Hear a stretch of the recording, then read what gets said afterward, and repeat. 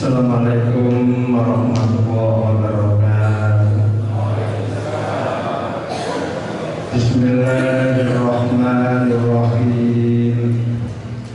Alhamdulillahirabbil alamin. Wassalatu wassalamu ala nabiyyinal amin Muhammadin wa alihi wa sahbihi ajma'in. Amma ba'du. Hadirin Bapak Ibu jamaah pengajian rahimakumullah. Alhamdulillah pagi hari ini kita ditakdirkan oleh Allah bisa berkumpul di tempat yang sangat mulia ini dalam acara yang mulia pula. Semoga ridho Allah selalu menyertai hidup kita dan semoga jerih payah kita diterima oleh Allah sebagai amal sholih yang bermanfaat untuk kehidupan kita di dunia, di alam barzakh hingga di akhirat nanti. Hadirin Bapak Ibu jamaah pengajian rahimakumullah. Untuk mengawali pembicaraan pagi hari ini, saya akan bacakan surat Yasin, surat yang ke-36, ayat yang ke-36. Berarti ongkosit. Seandainya masih ada SD ini dipongkoi, insya Allah menang. Bunyi ayat, Subhanalladzi khalaqal azwaja kullaha mimma tunbitul ardu wa min anfusihim wa mimma la ya'lam. Sungguh Maha Suci Allah yang telah menciptakan segala sesuatu berpasang-pasang. Tanaman diciptakan oleh Allah berpasang-pasang. Manusia diciptakan oleh Allah berpasang-pasang. Wa mimma la ya'lam. Dan masih banyak lagi makhluk-makhluk Allah yang diciptakan dengan berpasang-pasang, namun manusia tidak tahu. Kalau zaman ayat ini turun, para sahabat tidak tahu kalau atom itu hasil dari perjodohan antara neutron dan elektron. Masyarakat waktu zaman Nabi Muhammad masih hidup, mereka tidak tahu air itu hasil perkawinan dari hidrogen dan oksigen. Zaman Nabi Muhammad tidak tahu kalau lampu menyala itu hasil perkawinan antara salibun wa mujibun, kabel positif dan kabel negatif. Dan masih banyak lagi makhluk-makhluk yang ada di jagat raya ini yang diciptakan oleh Allah berpasang-pasang. Kemudian pasangan manusia yang digambarkan oleh Al-Quran ada 4 model. Ada 4 model keluarga manusia yang diabadikan oleh Al-Quran. Pertama, yang laki-laki sholih, yang perempuan sholihah. Yang perempuan sholihah, yang laki-laki sholih. Termasuk Imran, suaminya Nyai Hana. Imran laki-laki sholih, Nyai Hana perempuan yang sholih. Gara-gara suami sholih, kemudian istri sholihah, lahirlah seorang perempuan yang luar biasa yang kita kenal, yaitu Nyai Maryam. Ketika Nyai Maryam masih kecil, diramut oleh pakdenya yang bernama Nabi Zakaria dan ditempatkan di mihrab, tempat khusus yang ada di Baitul Maqdis, Masjid Aqsa yang sekarang terjadi peperangan itu, yang betul-betul ngeri. Lah yang membuat Nabi Zakaria gumun, setiap Nabi Zakaria masuk ke mihrab, wajadah indaha rizqan. Nabi Zakaria menemukan di meja makan Nyai Maryam ada makanan bermacam-macam. Padahal istri Nabi Zakaria tidak memberi, tonggo-tonggonya pun jual. Mana mungkin ada yang datang memberi secara diam-diam. Itu terjadi berkali-kali. Akhirnya Nabi Zakaria bertanya, ya Maryamu, anna laki hadza. Wahai Maryam, kamu kok punya makanan-makanan semacam ini dari mana? Di luar dugaan, anak masih kecil mengatakan, huwa min indillah. Wahai Pakde, sesungguhnya makanan ini datang langsung dari Allah. Karena inna Allah yarzuqu may yasha bighairi hisab. Allah itu selalu memberi rezeki kepada orang yang dikehendaki bighairi hisab, tidak sama dengan ilmu matematika. Jadi rezeki yang Allah berikan kepada manusia itu bighairi hisab, tidak sama dengan ilmu matematika. Kalau ilmu matematika 1 tambah 1 pasti 2, 2 tambah 2 pasti 4, 4 tambah 4 pasti 8. Itu matematika. Sehingga kalau rezeki itu sama dengan ilmu matematika, siapapun yang bekerja dapat rezeki, kan gitu kan? Semakin berat kerjanya, semakin banyak rezekinya. Ternyata rezeki tidak seperti itu. Orang tanda tangan saja dapat miliaran. Kemudian tanyakan petani, sudah marah-marah tiap pagi di sawah, sehingga sawah tidak salah, tidak apa, diowatuli pelak, tenaga terkuras, biaya terkuras, waktu 4 bulan, ternyata gagal panen. Berarti apa? Kerja belum tentu dapat. Itu membuktikan bighairi hisab. Sementara Nyai Maryam walaupun berada di mikro saja, tidak kemana-mana, namun rezeki datang, rezeki datang. Itulah hebatnya Allah Ta'ala. Masa Allah setelah Nabi Zakaria mendengar jawaban anak kecil semacam itu, Nabi Zakaria nangis, kepengen punya anak. Pada usia Nabi Zakaria waktu itu sekitar 99 dan belum punya anak. Akhirnya Nabi Zakaria berdoa, ternyata dikabulkan oleh Allah. Seorang anak laki-laki, ismuhu Yahya, namanya Yahya. Dan itulah enaknya jadi nabi.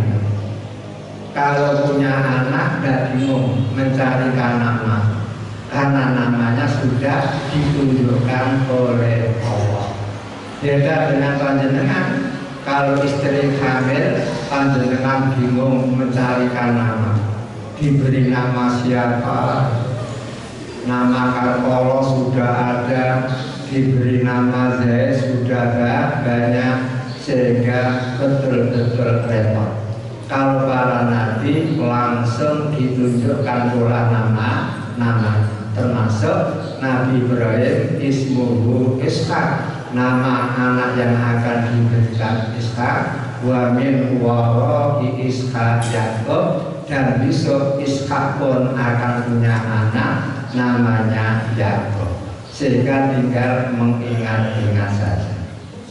Inilah model yang pertama.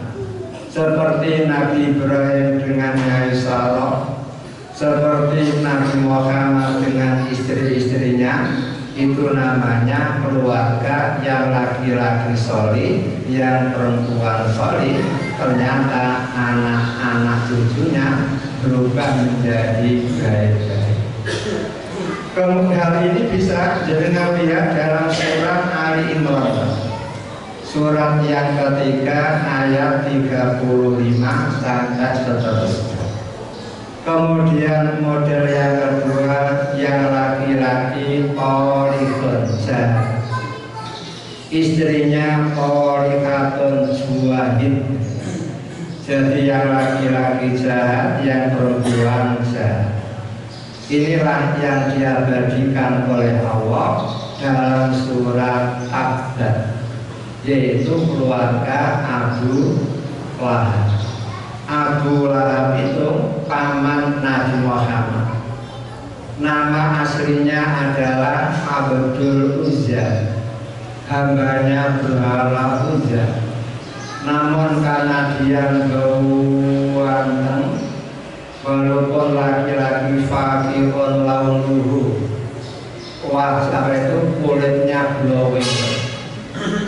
Karena glowing, akhirnya Abu Lahab terkenal dengan julukan Abu Lahab, bapak yang wajahnya bersinar seperti api. Kemudian dapat istri namanya Ummu Jamil. Ummu ibu, Jamilatun yang cantik. Nama aslinya adalah Arwah. Karena cantiknya dijuluki Ummu Jamil. Lah berarti Abu Lahab orang ganteng, kemudian Ummu Jamil orang wayung, otomatis anaknya pun wayu-ayu, anaknya pun ganteng. Namun ingat, Abu Lahab sebelum Nabi Muhammad terutus menjadi nabi, itu adalah al-hakam, laki-laki yang sangat amat bijaksana, cerdas. Yang ada permasalahan yang terjadi di negeri Mekah, maka Abu Lahab lah yang menjadi pemutus hukumnya. Dan Abu Lahab ini misanak dengan Nabi Muhammad, ponakan plus bisa.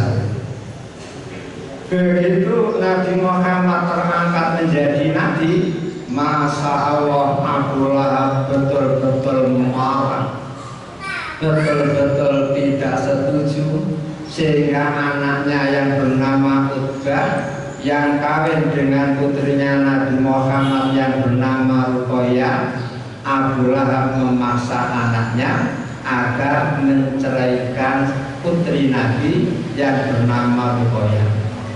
Gara-gara Nabi terpilih menjadi Nabi, langsung putrinya dipegat. Sampai terlontar dalam mulut Nabi Muhammad, oh dia tidak panjang umur, dia akan mati dimakan oleh anjing hutan. Itu omongan Nabi. Ternyata benar kan?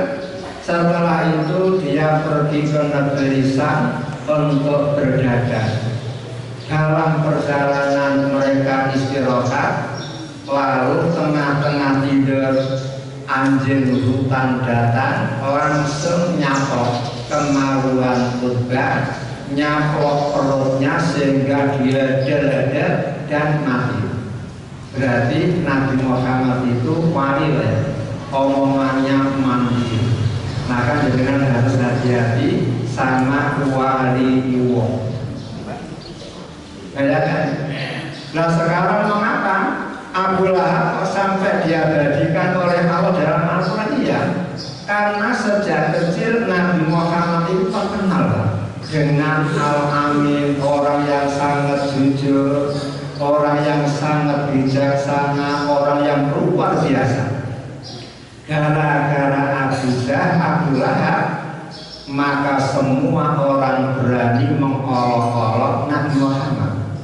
Bayangkan Nabi Muhammad masuk pasar, kemudian berdakwah kepada penduduk pasar. Abu Lahab di belakangnya. Abu Lahab mengatakan, jangan percaya, wa kadzabun, Muhammad pembohong, Muhammad kahinun, Muhammad tukang badukun, Muhammad sahirun, tukang sihir. Masyarakat bingung. Yang dipercaya ini Muhammad apa Abu Lahab? Abu Lahab adalah katakan orang yang sangat cerdas sehingga menjadi ketua partai. Kan saking cerdasnya. Si percaya atau Muhammad yang dipercaya itu. Akhirnya orang-orang masih memilih Abu Lahab. Akhirnya Nabi Muhammad selalu diolok-olok oleh masyarakat, pembohong, tukang sihir, badukun, penyanyi, dan lain sebagainya. Sehingga masyarakat total itu mengolok-olok Nabi Muhammad. Makanya ketika Nabi Muhammad diperintah oleh Allah berdakwah dengan terang-terangan, maka tokoh-tokoh masyarakat maka diundang untuk kumpul di bawah kaki Bukit Sofa. Setelah mereka kumpul, Nabi Muhammad ngomong, wahai saudara-saudaraku, umpama saya mengatakan ada musuh berkuda mau menyerang kepada kalian di balik Bukit Sofa ini, apakah kalian percaya? Semua menjawab percaya, karena engkau tidak pernah berbohong. Barulah Nabi Muhammad ngomong, iklam, taulah anni Rasulullah, aku ini utusan Allah. Langsung laki-laki yang bernama Abu Lahab berdiri. Ayah jama'atan, hai Muhammad, apakah hanya untuk itu kamu mengumpulkan kami para tokoh yang super sibuk? Karena hari ini di mana-mana ada jalan sehat ya. Kami datang apa hanya untuk mendengarkan ujian kamu? Lah gara-gara ucapan Abu Lahab yang semacam itu yang mengecap Nabi Muhammad, dan laka ya Muhammad, celaka kamu wahai Muhammad, maka Allah dari itu nabinya, utusannya dicap celaka. Akhirnya Jibril turun menyampaikan surat tabat yada abi lahabi wata titik wa mar'atuhu hammalatal hatab. Gara-gara suami jahat, istri jahat, anaknya banyak yang turun. Inilah posisi. Kemudian model yang ketiga, yang laki-laki solih, yang perempuan solihah jahat, seperti yang digambarkan oleh Allah dalam surat At-Tahrim, surat yang ke-66 ayat ke-10. Itu menjelaskan Nabi Nuh, orang laki-laki solih, punya istri namanya Fa'ilah, perempuan yang jual. Gara-gara Fa'ilah ini jual, tidak mendukung perjuangan Nabi Nuh, justru malah memboikot, mendukung perjuangan penentang Nabi Nuh. Maka perkawinan Nabi Nuh dan Fa'ilah melahirkan 4 orang anak laki-laki. Makanya banyak orang-orang itu kalau punya anak lanang anak pengpat khawatir seperti Nabi Nuh, karena anaknya 4, yang satu mau wetan namanya Kanaan, kemudian yang kedua Sam 200, yang ketiga Ham 200, kemudian yang keempat Yafis 200. Lah karena metalnya Kanaan, ketika Allah mendatangkan siksaan banjir topan, Fa'ilah istri Nabi Nuh tenggelam tersiksa. Kanaan juga tenggelam tersiksa, yang selamat hanya 3 putra Nabi Nuh, Sam, Ham, Yafis, dan 80 santri-santri Nabi Nuh. Maka jenengan kalau punya pesantren MBS kalau muridnya sedikit tidak perlu khawatir. Nabi Nuh itu pinternya kurang apa? Pinter kan? Dia berdakwah 900 tahun. Ternyata santrinya hanya 80. Sampai Nabi Nuh berdoa, Robbi la tadar alal ardi minal kafirina dayyara innaka intadar lu yudhillu ibadah wala yalidu illa fajiran kafar. Ya Allah, sikat habis sajalah orang-orang kafir yang ada di dunia ini. Jangan sampai ada satupun yang engkau sisakan. Kalau sampai ada satu yang engkau sisakan, nanti dia akan kawin, kemudian akan melahirkan anak. Anaknya pun akan menjadi anak yang jahat lagi kafir. Itulah doa Nabi Nuh, dan ternyata terkabul. Akhirnya semua orang kafir sedunia mati. Karena waktu itu jambon belum ada, jambu belum ada, belum lahir, sehingga belum ada peringatan hari kelahiran jambu. Masih sedikit. Lah setelah selesai selamat dari banjir topan, ternyata 80 santri-santrinya Nabi Nuh itu tidak ada yang bisa menurunkan keturunan karena mengalami traumatik. Oh, ada banjir bisa menenggelamkan rumah, menenggelamkan gunung, itu kan luar biasa. Gara-gara itu hanya trauma. Alhamdulillah 3 anaknya Nabi Nuh ini yang bisa melahirkan, sehingga Ham melahirkan bangsa Habasa, kemudian Sam menghasilkan bangsa Arab, kemudian Yafis menurunkan bangsa Irak. Dan dari Yafis ini besok muncul Ya'juj Ma'juj. Jadi sudah dijelaskan oleh Nabi, dari anaknya Nabi Nuh yang bernama Yafis itu melahirkan bangsa Irak, dan nanti dari bangsa Irak ini muncul Ya'juj Ma'juj yang zaman Dzulqarnain ya dipager sehingga tidak bisa keluar. Namun zaman Nabi Muhammad pagernya sudah lebar segini, sehingga nanti kalau keluar semua orang jadi rusak. Walaupun orang Islamnya masih banyak, namun rusak. Karena kemaksiatan bisa masuk rumah, kemaksiatan bisa masuk kamar, kemaksiatan masuk masjid. Maksiatnya kan tinggal buka kan, kepingin buka ya baik apa buka yang enak ya. Berarti apa? Jenengan kesani hal-hal yang maksiat. Makanya perlu apa? Al-Furqan. Jenengan perlu mengetahui apa yang baik, apa yang tidak baik. Yang baik monggo lanjut, yang tidak baik jangan teruskan begitu. Kemudian termasuk pula Nabi Lot. Nabi Lot mempunyai istri namanya Walihah. Ternyata Walihah ini tidak sama dengan Nabi Lot. Walihah ini mendukung LGBT. sehingga kawin laki-laki sama laki-laki didukung oleh walian, perempuan kawin sama perempuan didukung oleh walian, karena memang dananya besar, 100 miliar, kemudian 200 miliar untuk mengabulkan agar tiap negara memberi payung hukum LGBT.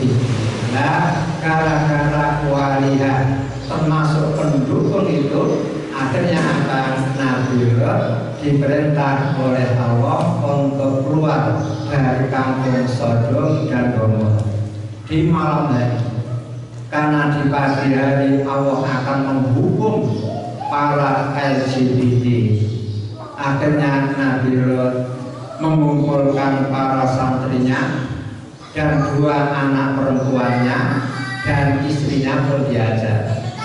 Ketika berangkat mulai jam 1 mau keluar, Nabi Lot sudah memberi pesan, wahai jamaahku, santriku, istriku dan anakku, nanti ketika kita berjalan keluar mendengar suara apapun jangan sampai menengok ke belakang. Itu pesan Nabi Lot. Lah kok ternyata betul, setelah dekat dengan perbatasan Sodom sudah mulai siksaan datang menggelegar. Lalu walian menengok ke belakang, begitu menengok ke belakang, batu besar datang turun, langsung menimpa kepala walian, langsung pecah, langsung berundung di depan Nabi Lot. Walaupun Nabi tidak mampu menyelamatkan istrinya dari siksaan Allah, sehingga tidak ada istilah wong wedok kuwi surga neraka, kan tidak ada. Walaupun istrinya Nabi kalau kafir ya disikat oleh Allah Ta'ala, sehingga Nabi tidak mampu mempertahankan. Karena apa? Karena amalnya sendiri. Inilah akibat dari perjodohan antara suami istri yang berbeda. Kalau zaman dulu memang laki-laki muslim boleh kawin dengan wanita kafir, boleh. Kalau zaman Nabi Muhammad nanti akan kita bahas. Itulah model yang ketiga. Kemudian model yang keempat, yang laki-laki polik jahat, kemudian yang perempuan solihah bagus.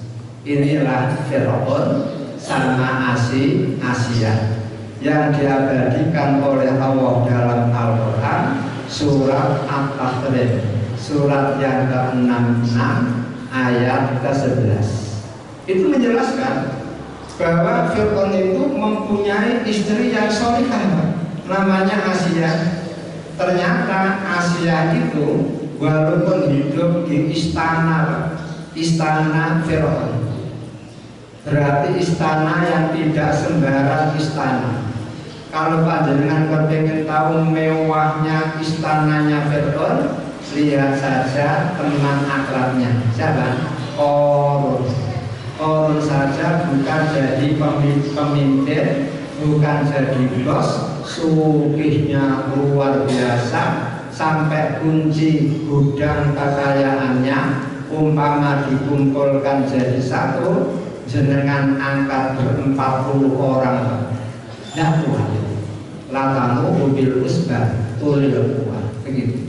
Itu baru kuncinya, belum gemboknya, belum isi gudang-gudangnya.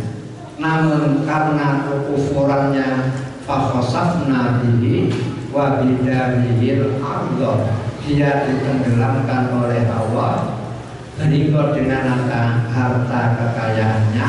Dan cerita Al-Quran ini yuwafiqul waqi', sesuai dengan kenyataan, sehingga panjenengan bisa melihat ke Buhairatul Qarun, Danau Qarun. Kalau umroh silakan, umroh plus, habis umroh jalan-jalan ke Mesir, nanti lihat Mas Fir'aun, karena jasadnya ada di Museum Tahrir, kemudian lanjut ke Kampung Fayun 60 kilo Pak. Di situ ada Buhairatu Qarun, Danau Qarun, dan pesan saya kalau panjenengan pergi ke Danau Qarun jangan lupa membawa cangkul. Mencangkul di situ insya ketemu harta karun. Kalau jenengan mencangkul di jambu tidak akan ketemu harta karun. Nah, bayangkan sekarang Asia Pak, walaupun hidup di istana yang super mewah, makanan pun bukan sembarang makanan, pelayanannya pun luar biasa, ternyata Asia tidak terasa hidup di istana, sehingga dia terus berdoa, Robbi benili indaka baitan fil jannah wa najini min fir'auna wa amalihi wa najini minal qaumidz zalimin. Surat Tahrim 66 ayat 11. Ya Allah Tuhanku, bangunkan untukku di sisi Engkau istana di dalam surga. Selamatkan aku dari Fir'aun dan kejahatannya. Wa najini minal qaumidz zalimin, dan selamatkan aku dari kaum yang jahat. Berarti Asia itu tiada melihat orang disiksa, melihat orang dipotong kupingnya, dipotong hidungnya, dipotong tangannya, kemudian dilemparkan ke penjara. Di dalam penjara ada anjing-anjing galak, ada ular-ular yang sangat ganas. Itu tiada dilihat oleh Asia. Makanya dia tidak kerasan hidup di istana, akhirnya mohon kepada Allah diberikan istana di surga saja. Ternyata tidak lama keimanan Asia kelihatan oleh Fir'aun. Ketahuan. Akhirnya Asia dihukum gara-gara beriman. Cara menghukumnya juga luar biasa. Fir'aun ambil wajan goreng yang raksasa itu, kemudian minyak klotik sudah dibakar mendidih, kemudian Asia dicemplungkan, tangan kaki diikat, kemudian dicemplungkan di sini. Namun apa yang mengagumkan Pak? Asia waktu itu lah kok senyum-senyum. Coba kalau jenengan nangis apa ketakutan Pak? Apa puncak itu? Ternyata Asia senyum-senyum. Ulama-ulama memperkirakan mengapa menghadapi bahaya yang begitu berat kok malah senyum itu. Karena pada saat itu dia diperlihatkan istana untuk dia berada di surga. Saking nikmatnya mata melihat istana dia di surga, maka tidak terasa kalau dirinya digoreng sampai apa? Sampai matang, tinggal ngecapi saja. Kemudian dipakan bareng-bareng. Itulah model keluarga, 4 model keluarga yang ada di dalam Al-Quran. Kemudian dari mana yang ideal? Yang ideal adalah seperti yang diterangkan oleh Allah dalam surat An-Nur, surat yang ke-24 ayat 26. Ini gambaran rumah tangga yang ideal. Apa bunyi ayat? Al-khabisatu lil-khabisin. Perempuan-perempuan yang jelek akhlaknya untuk laki-laki yang jelek akhlaknya. Wal khabisuna lil khabisat.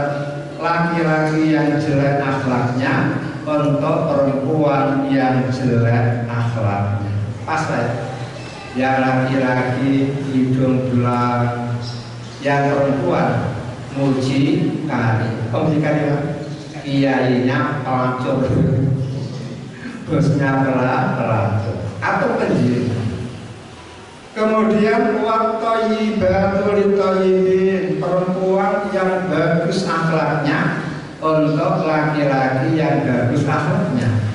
Watthayyibuna lit-thayyibat, laki-laki yang bagus akhlaknya untuk perempuan yang bagus akhlaknya. Kira rumah tangga terdiri dari laki-laki yang bagus akhlaknya, perempuan yang bagus akhlaknya, Pak. Ada hadiah dari Allah, ada bonus. Apa bonusnya? 3, Pak. Pertama, ulaika mubarrauna mimma yaqulun. Keluarga yang baik akan terbebas dari intrik, dari fitnah, dari gosip. Beda dengan artis-artis kita, kawinnya saja di bawah naungan Ka'bah.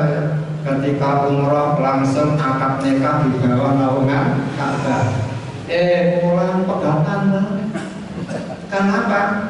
Ada SMS masuk ke HP laki-laki, cacat, ganteng. Ternyata kamu kawin dapat siswa saya. Padahal yang laki-laki merasa dia itu masuk perawan, pir. Ternyata ada berita itu adalah sisa. Juga kira-kira dia rumah tangganya mulai kacau atau itu lebih-lebih yang laki-laki akan bisa kacau. Itu apa?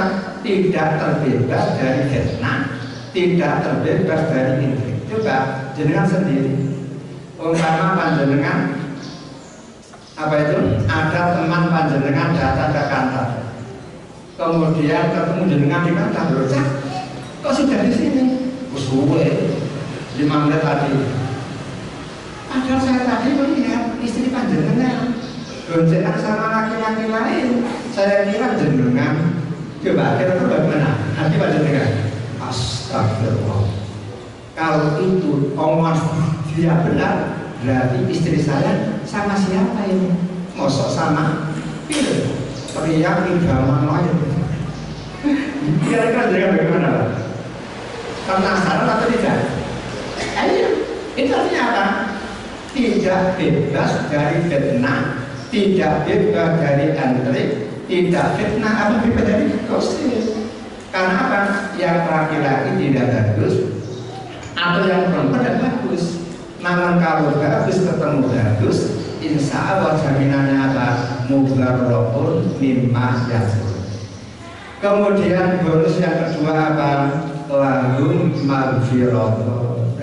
Suami yang saleh, perempuan yang salihah, suami yang thayyib, perempuan yang thayyibah, rumah tangganya apa? Enak. Kenapa? Lahum maghfirah. Dia memperoleh pengampunan dari Allah. Tidak usah beristighfar, sudah diampuni oleh Allah. Tidak usah bertobat, sudah diampuni oleh Allah. Coba enak itu. Jenengan istighfar belum tentu diampuni loh. Jenengan tobat syaratnya banyak kan. Nah ini punya suami baik, istri baik, langsung ada jaminan lahum maghfiratun minallah, dapat pahala pengampunan dari Allah. Kemudian bonus yang ketiga apa? Wa rizqun karimun.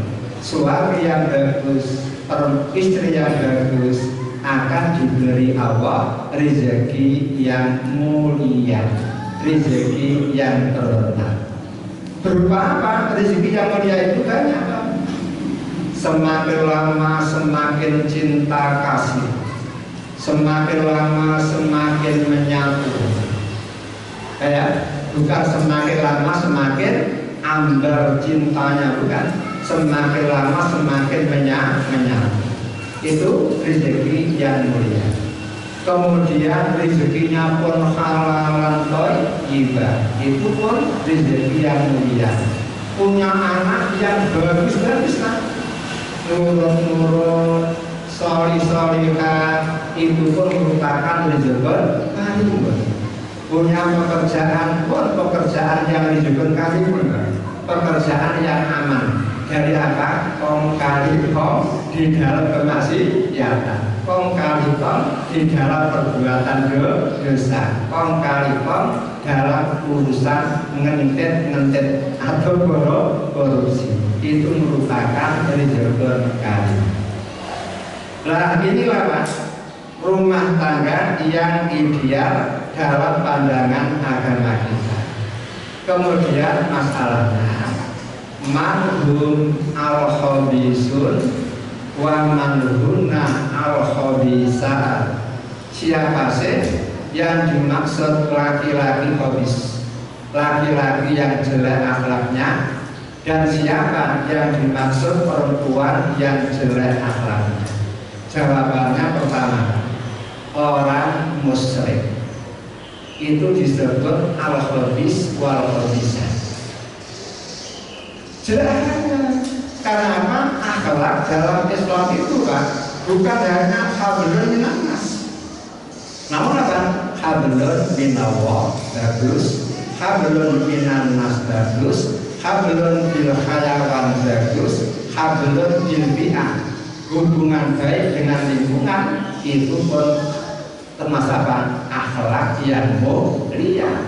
Nah sekarang banyak orang-orang itu dengan sesama manusia bagus, namun dengan Allah tidak bagus. Buktinya apa? Allah diduakan, Allah ditigakan, Allah diempatkan. Karena di samping dia percaya Allah Tuhan, dia pun masih percaya Nyi Roro Kidul adalah Tuhan, penguasa lautan selatan. Nyi Roro juga Tuhan, penguasa lautan utara. Itu kan namanya apa? Menduakan Allah, meninggalkan Allah.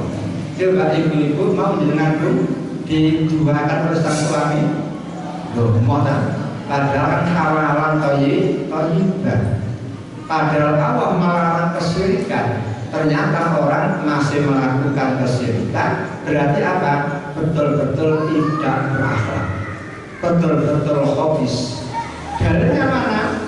Dalilnya ini surat Al-Baqarah ayat 221. Allah mengatakan wala tankihul musyrikati hatta yu'minna. Wahai kaum, wahai orang-orang Islam, janganlah kalian mengawini perempuan-perempuan musyrik. Tanahnya al-aslu fil amri, al-aslu fil nahi litahrim. Asal dalam larangan hukumnya haram kan? Illa madalat dari ala khilafi, kecuali kalau ada yang menentang.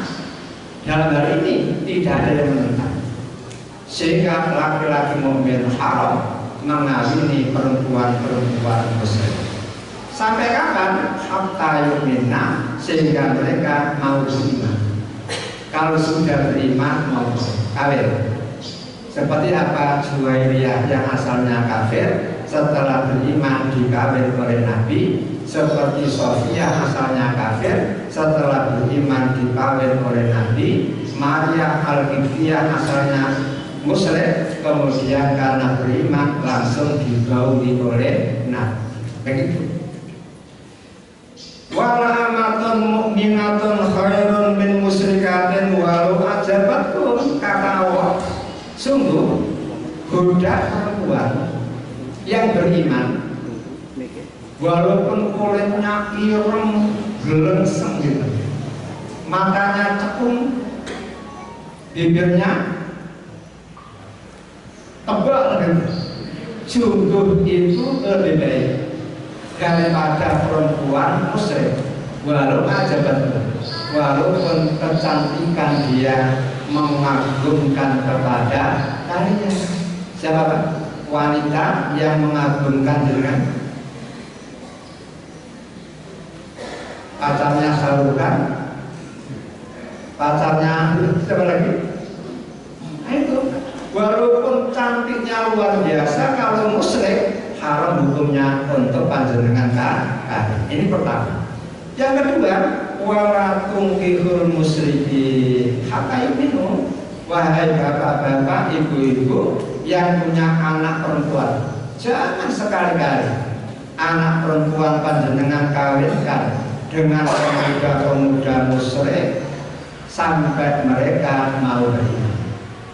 Sungguh budak yang beriman, yang kulitnya hitam, rambutnya keriting, bibirnya jebel, itu jauh lebih baik daripada orang laki-laki musyrik walaupun aksadah kegantengannya, kehebatannya mengagumkan kepada kalian.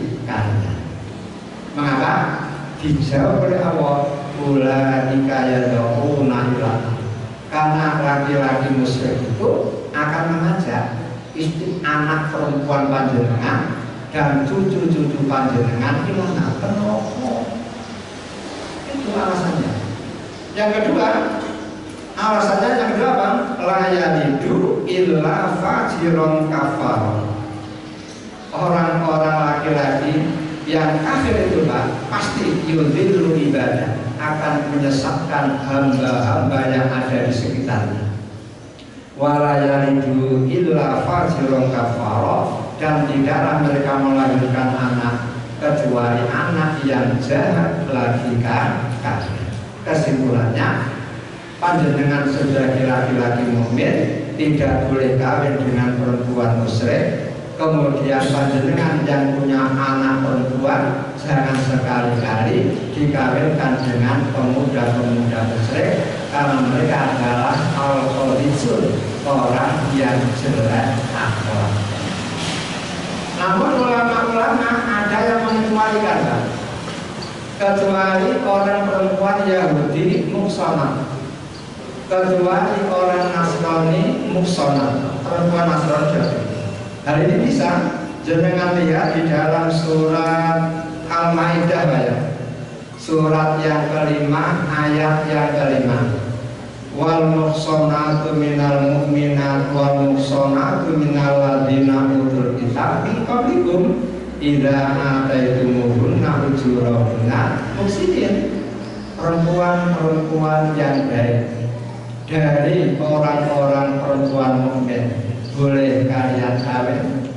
Perempuan-perempuan baik dari Yahudi Nasrani juga boleh untuk kalian kawin apabila kalian memberikan mas kawin kepada mereka.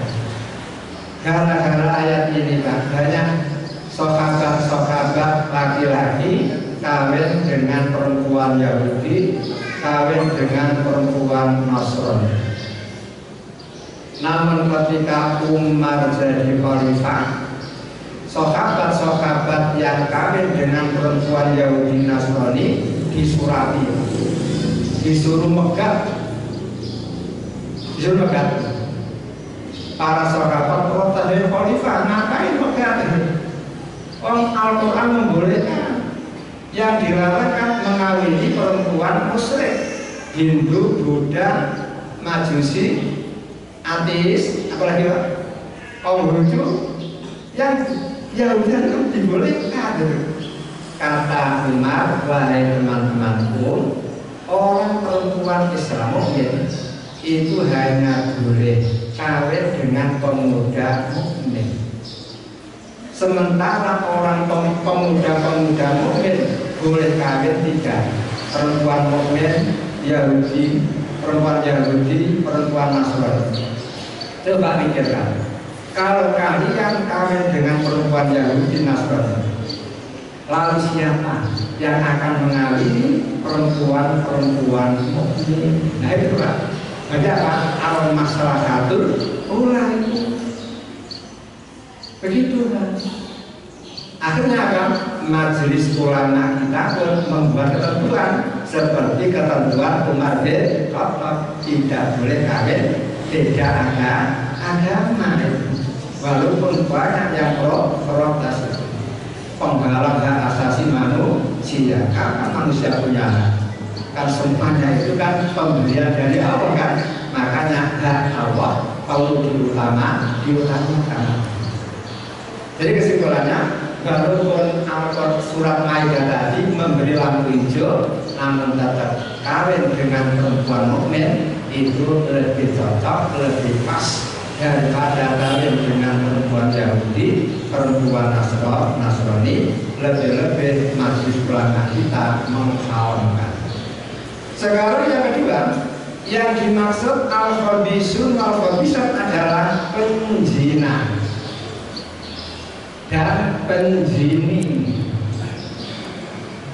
Laki-laki penzina, laki-laki penzina, perempuan penzina. Itu yang dimaksud al-khabis wal-khabisat. Dalilnya mana? Dalilnya surat An-Nur, surat yang ke-24 ayat 3. Azani la yankihu illa zaniyatan au musyrikatan. Laki-laki penzina tidak layak kawin kecuali dengan perempuan-perempuan penzina atau perempuan-perempuan musyrik. Ada apa? Ada namanya. Tidak boleh orang baik-baik dikawinkan dengan tidak baik. Ini namanya apa? Wahul lima ulama al-mukminin, kawin dengan mantan pelacur itu dilarang oleh Allah untuk orang-orang mukmin. Namun ada kasus lain. Pada suatu hari ada seseorang datang menghadap Khalifah Umar lalu mengatakan, "Wahai Khalifah, saya punya keponakan perempuan. Dia terlibat berzina dan sudah dihukum didera 100 kali. Setelah itu ternyata dia berputus asa. Hidupnya itu di dalam kamar saja, tidak pernah kemana-mana karena tidak mampu meletakkan wajahnya di hadapan tetangga. Ya, pokoknya dia berputus asa. Akhirnya saya berpikir, waduh, kalau saya biarkan bisa-bisa dia pendat. Akhirnya apa? Dia saya rayu, saya ajak hidup bersama saya di kota Madinah. Nah, setelah berada di kota Madinah, tidak ada yang tahu, tidak ada yang kenal sama sekali. Keponakan saya aktif di remaji Masjid Ahmad Dahlan. Sehingga dia ada kegiatan, dia jadi panitianya, dia bagian konsumsi, dia bagian itu dan ini. Ternyata ada remaja masjid yang solih, lah kok sebelum cinta kepada keponakan saya. Dan sekarang dia datang ke rumah saya melamar. Begini, bagaimana wanita? Kalau saya terima berarti melanggar waktu dimaubarkan al-mukminin. Kata Umar, wahai saudaraku, kamu ngomong semacam itu pernah kamu omongkan kepada siapa saja? Oh, alhamdulillah Khalifah, hanya kepada panjenengan. Tidak ada yang lain. Oh, kalau gitu dah, kamu jangan sampai ngomong lagi masalah itu kepada orang lain. Kalau kamu sampai ngomong kepada orang lain, kamu akan dihukum. Sekarang remaja masjid itu terima saja. Diterima Pak. Akhirnya terjadi perkawinan dan yang laki-laki pun tidak ngerti kalau istrinya pernah melakukan pelanggaran. Ternyata anaknya pun bagus. Nah, dari sini umpama ada orang yang kecelakaan dan kemudian sudah tobat dengan taubatan nasuha, kemudian ada laki-laki yang datang melamar, maka dibolehkan. Yang penting Pak, jangan tetap bertempat tinggal di Jambu, pindah di Kalimantan, sehingga tidak ada tonggo ya. Akhirnya kan aman itu. Istri suaminya ya tidak ngerti kalau itu mantan, tonggo-tonggonya. Makanya hati-hati. Seperti itulah telitinya syariat Islam. Kemudian yang ketiga yang termasuk al-khabisun wal-khabisat adalah apa? Al-mulaqitun wal musaqifat, homoseks dan lesbi. Jadi laki-laki yang melakukan homoseks disebut al-khabis. Perempuan yang melakukan lesbi disebut al-khabisa. Dalilnya mana?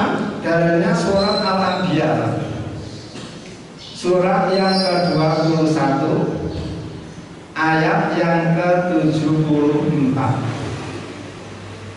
Dijelaskan waluton atainal hukman wa ilman wa najainahu minal qaryati allati kanat ta'malul khaba'is innahum kanu qauma sau'in fasiqin. Dan kami Allah menyelamatkan Nabi Lot dari negeri yang melakukan khaba'is. Kami Allah menyelamatkan Nabi Lot dari negeri yang perilakunya khaba'is. Berarti apa? Orangnya khabisa. Mana itu? Sodom dan Gomorrah. Innahum kanu qauma sau'in, kata Al-Quran, sesungguhnya para homoseks dan lesbi adalah kaum yang jahat. Fasikin, mereka adalah fasik. Ini kan orang-orang bisa menggugat itu kan, tapi gugat Allah ya, karena Allah yang ngomong gitu. Sehingga hak asasinya bagaimana begitu kan. Ternyata Allah sendiri mengatakan perilaku homo itu termasuk perilaku khabisa, perilaku lesbi juga perilaku khabisa. Mengapa demikian? Karena di Amerika pernah diadakan survei 1.000 orang yang terkena penyakit HIV. Diteliti, ternyata yang 60% gara-gara homoseks. Sehingga ulama-ulama kita mengatakan anjasun najis. Najis yang paling najis adalah itu. Mengapa? Bayangkan kemaluan dimasukkan ke anus kan? Padahal anus itu tempat keluarnya apa? Rudal kan? Warnanya kuning loh kan? Itu kan darah najis. Lalu dikumpul macam apa? Anjasun najis. Barang najis yang paling najis adalah itu. Maka hukumannya berapa? Nabi Muhammad mengatakan man wajadtumuhu ya'malu amala qaumi lutin faqtulul fa'ila wal maf'ulati. Siapa yang panjenengan temui melakukan amalan seperti kaum Nabi Lot, faqtulul fa'il, bunuh pelakunya, wal maf'ulati, dan bunuh yang diperlakukan. Pada zina baru pertama kali cukup di dalam 100 kali masih hidup. Namun homoseks langsung bunuh. Itulah pernyataan Nabi Muhammad. Hadirin yang berbahagia, yang berbahagia. Masih hadir? Kemudian orang agar panjenengan mempunyai keluarga yang thayyibah, apa yang harus panjenengan lakukan? Langkah-langkah menuju usrah thayyibah. Maka karena waktunya sudah tinggal sedikit, saya singkat saja Pak. Untuk panjenengan laki-laki, cara memilih istri yang sholihah hanya satu. Kata Nabi, fakfar ila ibti. Pilih saja perempuan yang taat beragama. Walaupun mayoritas orang Jawa ada istilah apa? Bibit, bebet, bobot, kemudian bangsa Arab punya kebiasaan tungkahul mar'atu li arba'in, perempuan dikawin karena 4, karena cantiknya, karena hartanya, karena nasabnya, karena agamanya. Omongan Nabi begitu. Namun Nabi tidak menyuruh mengawini perempuan karena cantiknya, karena hartanya, karena nasabnya. Yang diperintah Nabi apa? Fakfar bila itu. Pilih saja wanita yang taat beragama. Apa bonusnya? Falidat yadaka, hidup kamu akan bahagia, tentrem, tenang, adem, ayem. Mengapa? Karena taat beragama, salaman dengan laki-laki aja tidak mau. Nah, kalau salah tidak mau, apalagi dirangkul, digonceng, tidak mau kan? Apalagi dizinai, aman kan? Pertama. Kedua, orang beragama itu apa? Pikirannya, orientasi hidupnya apa? Surga. Surga ya? Sehingga urusan dunia dianggap kecil. Sehingga suaminya dapat dari rezeki tiap hari hanya 50 ya apa-apa. Santai aja. Cukup nasi pagi, nasi pecel 6.000. Siang jangan asem 8.000. Sore lodeh 8.000. Berarti 20.000 bagi wong loro. 44 masih sisa 6.000. Itu enaknya kalau orientasi hidupnya itu akhirat gitu, sehingga urusan dunia itu sepele saja. Kemudian khusus untuk yang perempuan, kepingin punya keluarga yang baik, maka perempuan harus memilih pasangan hidup 2 saja.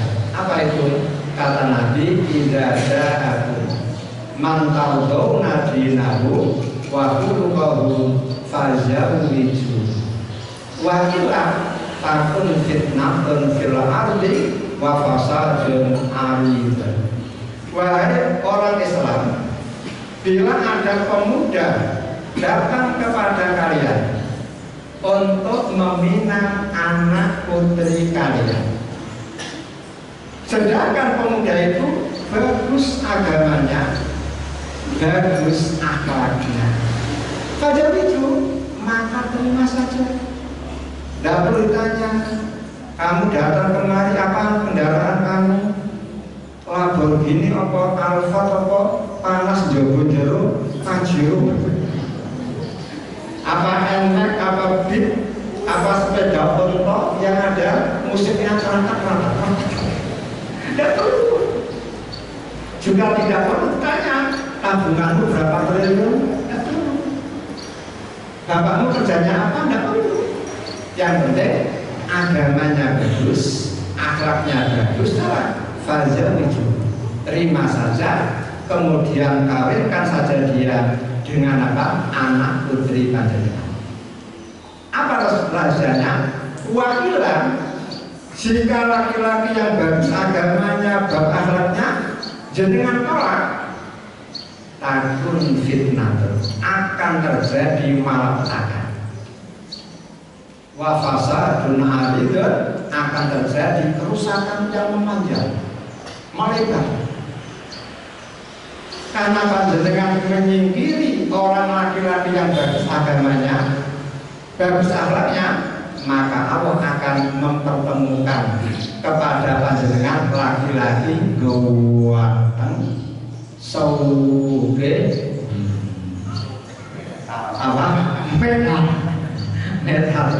Lah setelah jenengan kedatangan tamu laki-laki gawatan suge, jenengan terima, takun fitnah, akan menjadi fitnah. Apa fitnahnya? Anak putri panjenengan sejak kecil jenengan didik agama, pakaiannya pun pakaian Islami, gara-gara suaminya metal, dia tidak mau jalan-jalan sama anak putri panjenengan pakai kudung, pakai maxi. Akhirnya anak jangan dipaksa untuk memakai pakaian you can see. Apa you?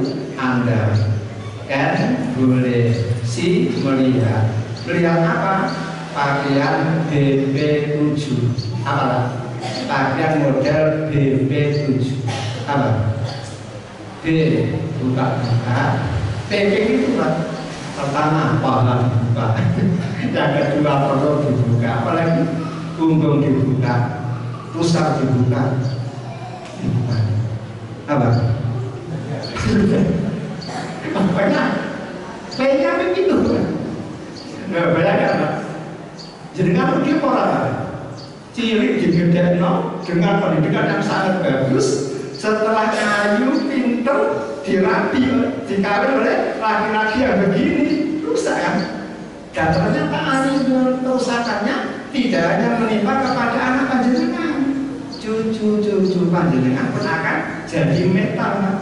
Tidak sobo masjid, tidak sobo pengajian, yang mana sobonya hanya despotik, berburu, apalagi kan rugi dengan itu. Makanya jangan menyingkiri orang yang baik agamanya, jangan menyingkiri orang yang baik akhlaknya.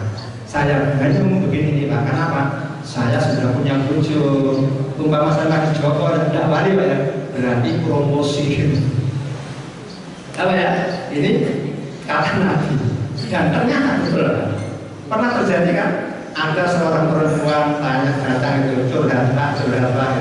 Ada apa Mbak? Ternyata dia curhat.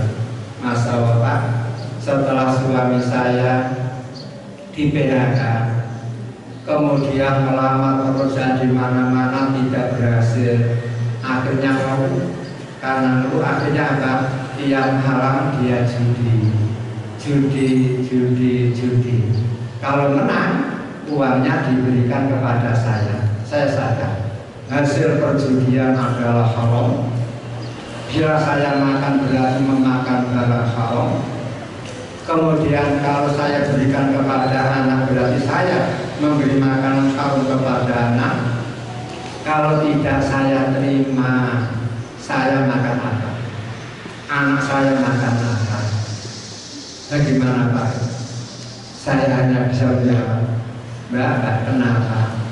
Dulu sampai tidak kawin saja sama Pak Ali gitu. Maka jenengan tidak akan perlu ngomong. Benar Pak? Salah pilih. Makanya pengalaman itu harus panjenengan jadikan pembenaran firman Allah, pembenaran hadis kan begitu kan? Lah kemudian kalau panjenengan sudah punya pasangan hidup yang bagus, putra putri panjenengan pun sudah dapat pasangan hidup yang bagus, maka endingnya apa Pak? Endingnya adalah jannatu adnin yadkhulunaha wa man sholaha min abaihim wa azwajihim wa dzurriyyatihim. Panjenengan bisa masuk surga Aden rombongan sekeluarga. Inilah endingnya. Masuk surga sekeluarga, istri digandeng, anak-anak digandeng, mantu digandeng, cucu-cucu digandeng. Begitu sampai di surga, wal malaikatu yadkhuluna alaihim min kulli babin salamun alaikum bima sabartum. Saudara, panjenengan akan disambut dengan ucapan salam oleh para malaikat. Namun kebalikannya, kalau suami jahat, istri jahat, anak-anak jahat, maka akhirnya akan usulul ladzina zalamu wa azwajuhum wa ma kanu ya'budun min dunillah fahduhum ila siratil jahim. Laki-laki yang jahat, istri yang jahat, anak-anak yang jahat, mereka besok akan masuk neraka jahanam bersama-sama, rombongan. Kalau surga rombongan, surat Al-Dua ya, surat yang ke-13 ayat 23 sampai 24. Sekarang masuk neraka rombongan sekeluarga, surat As-Saffat surat yang ke-37 ayat 22 sampai 24. Dan semoga kita semuanya diberi kemudahan Allah ya, punya keluarga yang thayyibah sehingga bisa masuk surga rombongan. Sekian, kurang lebihnya mohon maaf. Akhirnya assalamualaikum warahmatullahi wabarakatuh.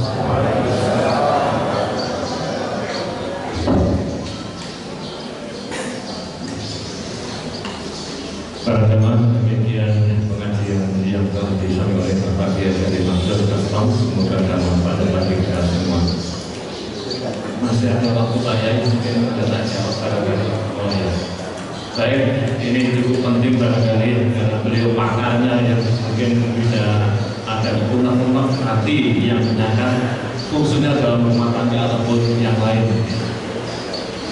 Cuma sebelumnya saya sampaikan bahwa infak pada hari ini mendapat 1 juta rupiah. Saya sebagai wakil dari Al-Mijan mengucapkan jazakumullahu khairan katsiran. Semoga rezeki kalian semua diberkahi Allah Subhanahu wa taala. Amin ya rabbal alamin. Bapak-Ibu sekalian, barangkali ada buku sisa risalah Jumat ya, terkait dengan Jumat, termasuk puasa Jumat, termasuk pembunuh Yahudi pada malam Jumat dan sebagainya, lengkap di situ masih ada kami sediakan, dan kalender Al-Mizan plus jadwal tahun depan juga sudah saya sediakan. Monggo kalau benar bisa dukung dengan bagian di seperti belakang kita masjid. Bapak sekalian berbahagia, sebelum menyanyikan begini Pak Yai, saya juga punya masalah. Jadi ada suami istri ini yang perempuan Kristen, yang laki-laki Muslim, nikah di gereja, disahkan di gereja, kemudian mengajukan permohonan penetapan nikah di Pengadilan Negeri Jakarta, oleh Pengadilan Negeri disahkan sebagai suami istri. Jadi kemudian keluar surat edaran Mahkamah Agung itu tidak boleh menikahkan beda agama, tetapi ditentang oleh para LSM. Saya soal edaran Mahkamah Agung sampai sekarang ini jadi masalah. Yang jadi ditanyakan itu apa bedanya ahli kitab dengan Kristen. Orang-orang itu punya dalil, Kristen kan juga ahli kitab. Nah ini yang nanti barangkali Pak Kiai bisa menjawab apa bedanya ahli kitab dengan Kristen atau Yahudi. Itu barangkali dari saya. Mungkin dari dengan ada yang ditanyakan barangkali, atau cukup saya wakil tadi cukup ya. Oke, berapa ya?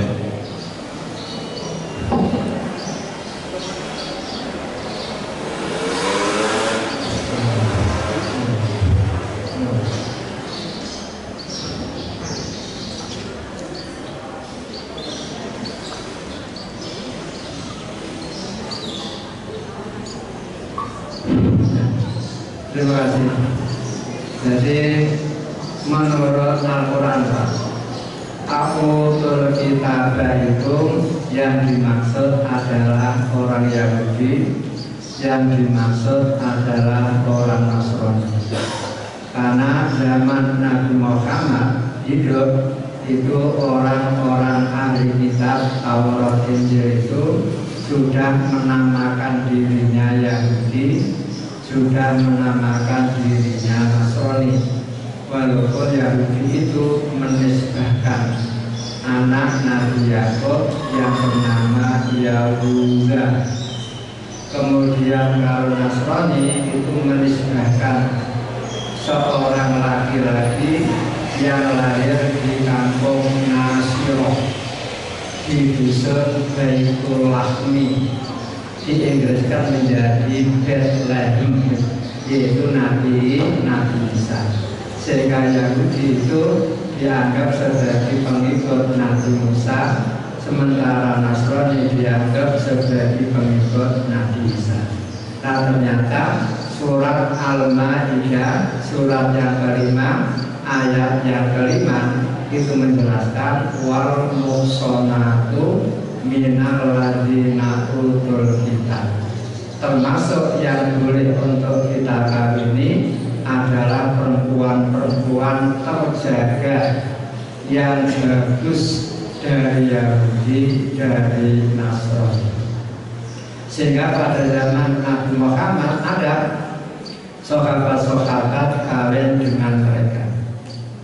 Namun ketika Umar jadi khalifah itu sudah dilarang. Karena apa? Merugikan perempuan-perempuan mukminah. Sehingga kalau yang laki-laki mukmin jatuh cinta kepada Yahudi Nasrani, lalu siapa yang akan mengawini perempuan-perempuan muslimah, sementara perempuan muslimah hanya boleh kawin dengan pemuda-pemuda Islam. Makanya mereka menggunakan darul mafasid ala misalnya darul mafasid muqaddamun ala jalbil masalih. Menolak kerusakan harus diutamakan daripada mendatangkan kemaslahatan. Kawin dengan perempuan Yahudi mungkin bisa enjoy, karena rata-rata Yahudi itu genit-genit, lincah-lincah, sementara perempuan muslimah lugu-lugu. Sehingga kalau istilah berumah tangga, laki-lakinya lebih senang, lebih menarik itu, namun dalam Islam tidak. Jangankan beda agama, tidak sulit Pak, adaptasi. Sama-sama Islamnya saja, yang satu partainya A, yang satu partainya B, tukaran saja. Karena apa? Beda partai atau beda organisasi. Apatah lagi kawin dengan beda agama. Lalu kemudian bagaimana dengan kawin di gereja? Ya lihat bagaimana cara kawinnya. Kalau kawinnya itu dengan menyebut Bismi Yesus lain ya, dengan Bismillah kan gitu kan. Jadi lihat akad nikahnya itu menyebut nama.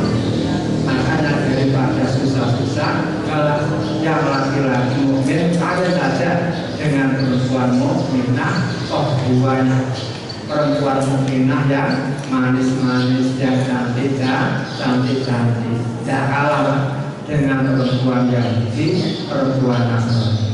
Kemudian kalau LSM memang penggawean seperti itu. Karena apa? Mereka bisa hidup karena uang dari apa? Dari sumbangan uang negeri kan, untuk mengabulkan hak asasi manusia menurut kebenaran. Hanya itu Pak yang saya sampaikan. Kemudian kalau diluas tanyakan kepada yang ahli saja, ahli di bidang itu sesuai dengan hukum negara. Sekian, assalamualaikum warahmatullahi wabarakatuh.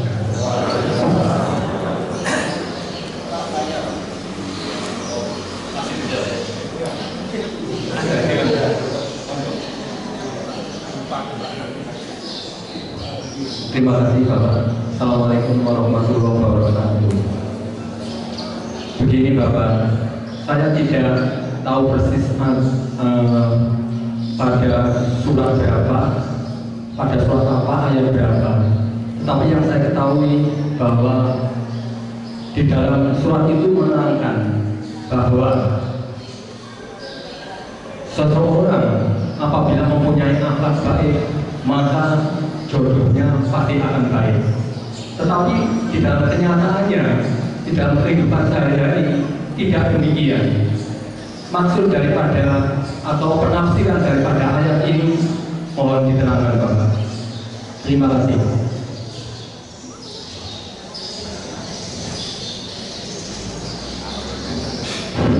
Jadi gini, orang yang berakhlak baik pasti memperoleh jodoh yang baik. Perkataan itu ya kurang pas, karena apa? Kenyataan di lapangan dan cocok kan? Ada orang kelihatannya bagus, namun dapat pasangan hidup yang tidak bagus. Pertanyaannya, menerima pasangan yang kurang baik itu pertanda dia tidak baik. Apa ya? Kalau ada laki-laki terkenal bagus tapi dapat bujur kok tidak bagus, pertanda kebagusan si laki-laki itu perlu dipertanyakan. Mosok orang bagus kok milih perempuan seperti itu. Padahal kawin milih pasangan itu bukan sekedar takdir saja, tapi ada ikhtiar, ada ikhtiar. Kemudian diketahui Pak, ayatnya kan begitu Pak, al-khabisuna lil-khabisat, laki-laki yang baik untuk perempuan yang baik itu hanya kabar dari Allah Ta'ala. Semestinya yang baik harus kawin dengan yang baik. Kemudian kalau ada orang baik kawin dengan yang tidak baik, itu memang ada, tapi insya Allah stipulasi. Kalau yang laki-laki baik atau yang laki-laki jahat dapat istri yang baik, kemudian suami bisa berubah menjadi baik, itu namanya sukses. Namun kalau istri bagus, suami jahat, istri berubah menjadi jahat, ini namanya gagal. Kemudian yang ketiga, laki-laki jahat, istri salihah, kemudian rumah tangganya bertahan, yang jahat tetap atas kejahatannya, yang baik tetap atas kebaikannya, maka jelas rumah tangganya tidak akan bahagia. Berarti baik ketemu tidak baik itu spekulasi, bisa yang baik kalau kepada yang jelek, bisa yang jelek kalau kepada yang baik, dan bisa sama-sama bertahan seperti di sinetron yang perempuan jam 2 tahajud, yang laki-laki baru datang minum, pulang dalam keadaan mabuk, kemudian istri yang sedang tahajud ditarik-tarik, kemudian dibanting-banting, seperti itu. Berarti kan menderita. Nah sekarang kalau yang baik dapat jelek, itu ya qadarullah, takdir Allah. Contohnya Nabi Nuh sama istrinya, contohnya Nabi Lut sama istrinya. Makanya kita perlu ikhtiar dan kita perlu berdoa supaya yang baik tetap dapat yang baik. Hanya itu Pak yang bisa saya jawab. Sekian, assalamualaikum warahmatullahi wabarakatuh.